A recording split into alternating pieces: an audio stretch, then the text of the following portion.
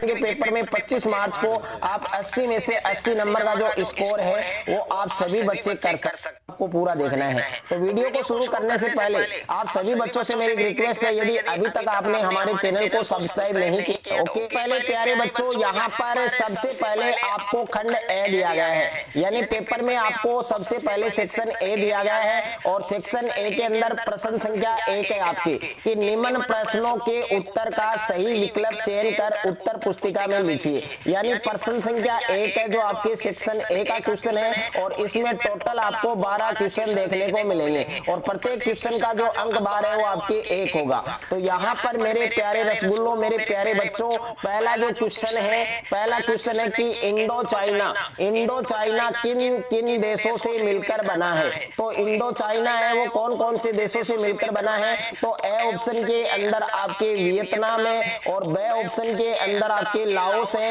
स ऑप्शन के अंदर आपके कंबोडिया है और द ऑप्शन के अंदर आपके उपयुक्त सभी है। तो मेरे प्यारे बच्चों, इस क्वेश्चन का जो करेक्ट आंसर है वो आपके ऑप्शन नंबर द होगा, ऑप्शन नंबर द होगा। यानी इंडो चाइना है वो कौन कौन से देशों से मिलकर बना है, वियतनाम, लाओस और कंबोडिया। इसलिए इस क्वेश्चन का जो करेक्ट आंसर है वो प्यारे बच्चों क्या होगा, आपके ऑप्शन नंबर द।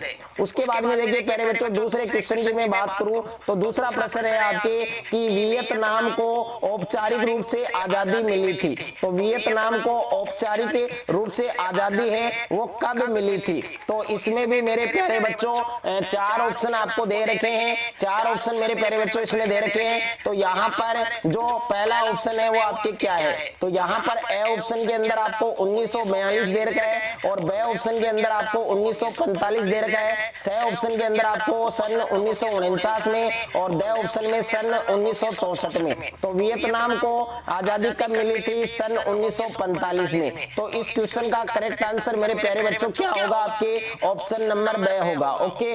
उसके बाद में तीसरे क्वेश्चन की हम बात करते हैं। तो यहाँ पर प्रश्न संख्या 3 है आपके कि दलित वर्ग एसोसिएशन का गठन कब हुआ। तो दलित वर्ग एसोसिएशन का जो गठन है वो कब हुआ था। तो ए ऑप्शन में आपको 1930 दे रखा है, बे में आपको 1925 दे रखा है, स में आपको 1940 दे रखा है और द ऑप्शन में 1965 दे रखा है। तो इस क्वेश्चन का करेक्ट आंसर मेरे प्यारे रसगुल्लो ऑप्शन नंबर ए होगा। यानी दलित वर्ग एसोसिएशन का जो गठन है वो 1930 में हुआ था। तो ये आप सभी बच्चों को ध्यान रखना है। उसके बाद में देखिए प्रश्न संख्या 4, बहुत ही बड़ा शानदार क्वेश्चन है कि रिंडर पेस्ट नामक पशुओं की बीमारी, यानी रिंडर पेस्ट ये एक बीमारी है जो पशुओं में होती है, ओके। रिंडर पेस्ट नामक पशुओं की जो बीमारी है वो निम्न में से किस महाद्वीप में फैली थी। तो ए ऑप्शन के अंदर मेरे प्यारे बच्चों यूरोप, बे में आपके एशिया, स में अफ्रीका और द में आपके अमेरिका। तो इस क्वेश्चन का करेक्ट आंसर होगा मेरे प्यारे बच्चों, इस क्वेश्चन का करेक्ट आंसर होगा आपके ऑप्शन नंबर बे। यानी रिंडर पेस्ट नामक पशुओं की जो बीमारी है वो निम्न में से किस महाद्वीप में फैली थी, एशिया में। तो ये आपको अच्छे से ध्यान देना है। उसके बाद में देखिए क्वेश्चन नंबर 5 है आपके कि वह शब्द कौन सा है, वह शब्द कौन सा है जो आमतौर पर एशिया के लिए इस्तेमाल किया जाता है। यानी वह शब्द कौन सा है जो आमतौर पर एशिया के लिए इस्तेमाल किया जाता है।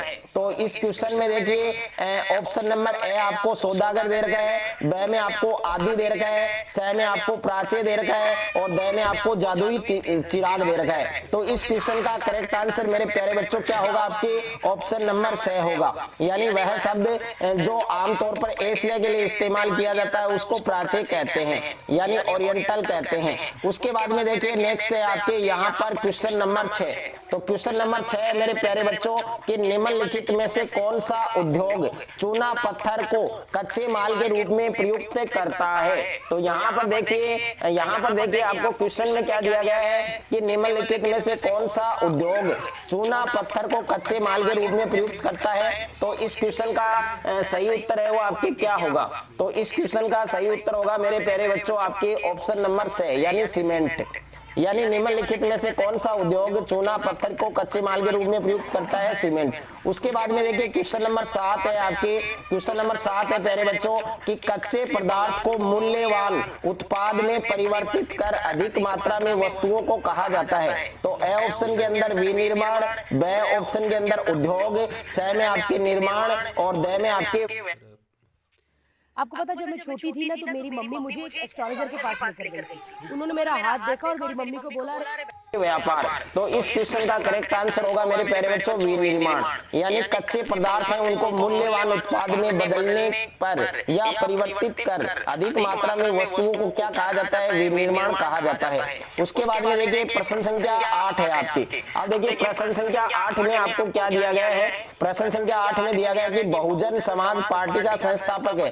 तो बहुजन समाज पार्टी का संस्थापक कौन है, तो ए ऑप्शन में काशीराम दे रखा है, ब में साहू महाराज दे रखा है, और स में आपके भीम आर अम्बेडकर दे रखा है, और द में आपके ज्योतिबा फुले दे रखा है।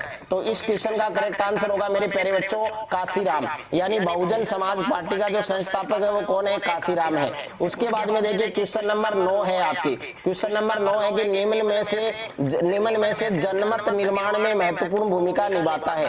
तो ए ऑप्शन के अंदर आपको राष्ट्रपति दे रखा है, और ब ऑप्शन के अंदर मुख्यमंत्री, स में सरपंच, और द में आपके राजनीतिक दल। तो इस क्वेश्चन का correct answer option number D होगा आपकी, यानी जनमत निर्माण में महत्वपूर्ण भूमिका निभाता कौन है, राजनीतिक दल। और उसके बाद में मेरे प्यारे बच्चों में बात करूं क्वेश्चन नंबर 10 की। तो देखिए क्वेश्चन नंबर 10 में आपको क्या दिया गया है। क्वेश्चन नंबर 10 में आपको पूछा गया है कि नेल्सन मंडेला का संबंध किस देश से। तो नेल्सन जो मंडेला है उनका जो रिलेशन है, जो संबंध है वो कौन से देश से है। तो ए ऑप्शन के अंदर दक्षिण अफ्रीका है, ब ऑप्शन में इराक, और स में आपके मेक्सिको, और द ऑप्शन के अंदर आपके चीन। तो इस क्वेश्चन का करेक्ट आंसर होगा आपके दक्षिण अफ्रीका, यानी नेल्सन मंडेला का संबंध है वो आपके अफ्रीका, दक्षिण अफ्रीका से है। और उसके बाद में देखिए प्यारे बच्चों क्वेश्चन नंबर 11 है आपकी कि निम्न में से कौन सा संगठन मानव विकास रिपोर्ट तैयार करता है। तो ये आपको बताना है कि क्वेश्चन नंबर 11 का करेक्ट आंसर क्या होगा कि निम्न में से कौन सा संगठन है जो मानव विकास रिपोर्ट तैयार करता है।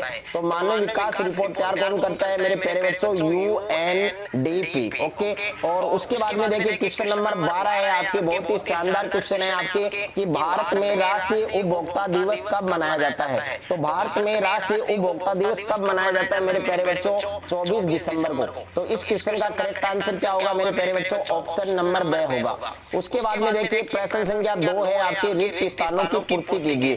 तो इसमें आपको टोटल 6 क्वेश्चन देखने को मिलेंगे। तो यहाँ पर पहला जो क्वेश्चन है वो आपको क्या पूछा गया है, पहला क्वेश्चन पूछा गया है मेरे प्यारे बच्चों आपको कि जब वस्तुओं का लेन देन बिना मुद्रा के प्रयोग से आपस में ही हो जाता है, ऐसी व्यवस्था को हम क्या कहते हैं। तो ऐसी व्यवस्था को मेरे प्यारे बच्चों वस्तु विनिमय कहते हैं। क्या कहते हैं, वस्तु विनिमय। तो इस रिक्त स्थान में आएगा आपकी वस्तु विनिमय, ये आपको लिखना है। ओके, उसके बाद में देखिए सेकंड क्वेश्चन है आपके, इसमें रिक्त स्थान दिया गया है पहले, वह संपत्ति है जिसका मालिक कर्जदार होता है, जिससे वह ऋण लेने के लिए गारंटी के रूप में इस्तेमाल करता है जब तक ऋण चुकता नहीं हो जाता। तो इस रिक्त स्थान में आएगा मेरे प्यारे बच्चों समर्थक ऋणाधार। क्या आएगा मेरे प्यारे बच्चों, समर्थक और ऋणाधार, ये आपको इसमें लिखना है, समर्थक ऋणाधार। ओके, उसके बाद में देखिए तीसरा है सरकार द्वारा अवरोधों अथवा प्रतिबंधों को हटाने की प्रक्रिया क्या कहलाती है।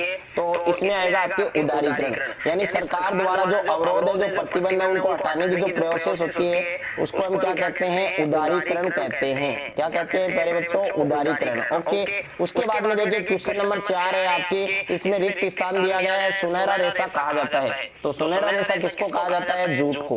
तो इसमें आएगा आपके जूट। ओके, उसके बाद में देखिए पांचवा है कि बेल्जियम की जो राजधानी है उसका नाम बताना है। तो बेल्जियम की राजधानी है ब्रुसेल्स। क्या है मेरे प्यारे बच्चों, ब्रुसेल्स। क्या है मेरे प्यारे बच्चों, ब्रुसेल्स। ओके, ये नाम आपको सही लिखना है क्योंकि 1 नंबर का क्वेश्चन है, गलत हो जाएगा। और प्रश्न संख्या 6 है आपकी कि प्रति व्यक्ति आय को कहा जाता है। तो प्रति व्यक्ति आय को हम मेरे प्यारे बच्चों औसत आय कहा जाता है। प्रति व्यक्ति आय को क्या कहा जाता है, औसत आय। तो इस रिक्त स्थान में आपको औसत आय लिखना है। उसके बाद में देखिए तीसरा प्रश्न है आपके, अति लघुत्रात्मक प्रश्न है जिनका उत्तर या तो एक शब्द में या एक पंक्ति में देना है। तो इसमें पहला प्रश्न पूछा गया है मेरे प्यारे बच्चों कि प्रिंटिंग प्रेस का आविष्कार किसने किया। तो प्रिंटिंग प्रेस का आविष्कार है वो किसने किया था, योहान गुटेनबर्ग। किसने किया था, मैं यहाँ पर लिख रहा हूँ योहान गुटेनबर्ग। क्या लिखना है, गुटेनबर्ग। ओके, यूहान गुटेनबर्ग ने प्रिंटिंग प्रेस है उसका आविष्कार किया था। उसके बाद में देखिए दूसरा क्वेश्चन मेरे प्यारे बच्चों, दूसरा क्वेश्चन है आपके, दूसरा क्वेश्चन है प्यारे बच्चों, उस परिवहन का नाम बताइए जिसमें जिससे स्वर्णिम चतुर्भुज महाराजमार्ग संबंधित है। तो उस परिवहन का नाम क्या होगा आपके, जिससे स्वर्णिम चतुर्भुज महाराजमार्ग संबंधित है, तो उस परिवहन का नाम होगा आपके सड़क परिवहन। क्या होगा मेरे प्यारे बच्चों, सड़क परिवहन। ओके, उसके बाद में देखिए क्वेश्चन नंबर 3 है कि कौन सी शासन व्यवस्था अपनी कुछ कमियों के बावजूद पूरे विश्व में स्वीकार्य है। तो उसका क्या नाम होगा, लोकतंत्र।